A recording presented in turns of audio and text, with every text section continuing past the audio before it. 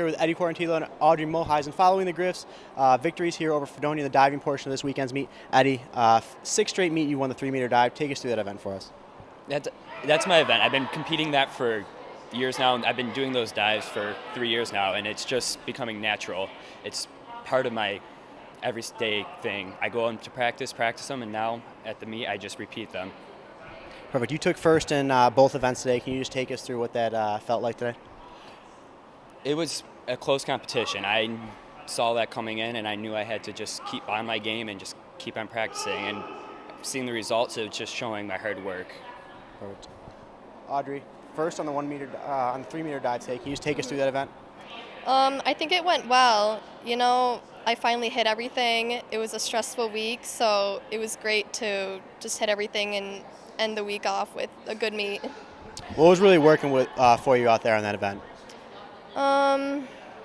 I was just feeling good. You know, we had the whole team here. We had all our parents came to watch, so it was nice to have everyone here and cheering us on. We're here with Claire Battaglia following the Griffs win over Fredonia today. Claire, you won 2 events, the 50 back and the 100-yard back. Can you take us through those events and kind of how things went? Well, the 50 back, it was a nice change up from the 200. It's a lot shorter, you know, and then you're out, so that was fun. And then the 100 back was just, some of every meet, so just once again, like trying to work on little things like turns and my finish. You mentioned the 50 back being a little out of the ordinary. You guys don't swim it very often. What were your kind of thoughts when you found out you guys would be swimming it today? I was pretty ecstatic about it because, the 200 is just, it's a little bit painful. And, it just, creates a whole different, dynamic, and everybody was happy about the 50s. So you guys have a whole month now before your next meet, January 11th. What's going to be the focus going into that next meet with so much time off? It's all about the training now. This training that we have in between these next 2 meets is what gets us to max and how we perform there. Training trip is rough, but it's great. Once you get past that, it's just max is just like that. And we're here with Spencer Bray following the Griffs win over Fredonia. Spencer, you missed very closely on 2 pool records today. What did it feel like when you looked out of that pool and saw you were 0.05 of a second short? Well, I was really disappointed that I didn't get it, and I was a little more upset with myself than anything else, but I got up and raced, and that's all that matters. You had 2 quality wins today in both the 200 and 500 free. Can you talk about those events for us? Well, in the 200, I was racing Colin, who's also on the team. He's a freshman, and I just wanted to, just go for the pool record, and unfortunately I fell just short.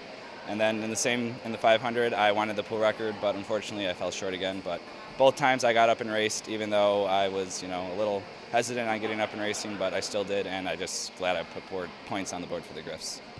And you guys, like I said, you have a month now before your next meet. What's the personal focus for you heading into that with so much time to train heading into your last 2 meets before max? Just think about last year and what I was holding last year at this time in practices, and just, push myself harder every day, push my team harder every day, just try to get everybody motivated, because it's a long haul from now till a month, and then we have a month till max when we get back. So just to get everybody motivated and keep myself motivated is the major goal. And we're here with head coach Scott Vanderzell following the Griffs sweep of Fredonia here. Coach, what's it like to get back home, return home for the first time in 6 meets and get 2 wins here on their way out before a month before your next event?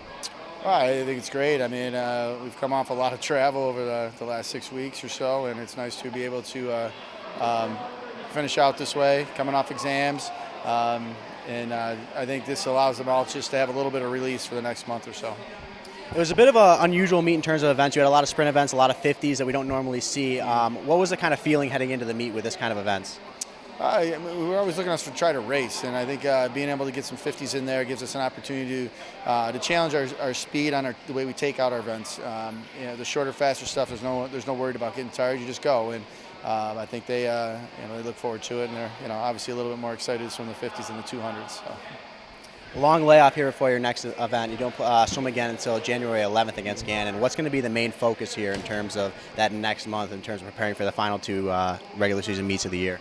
Training. We're going to train. We're going to get them through Christmas break and get their endurance up a little bit more and challenge them to be better swimmers and better at what they do. And so hopefully over the next month they don't have to look forward to getting ready for the race or anything like that. They just get ready to train themselves.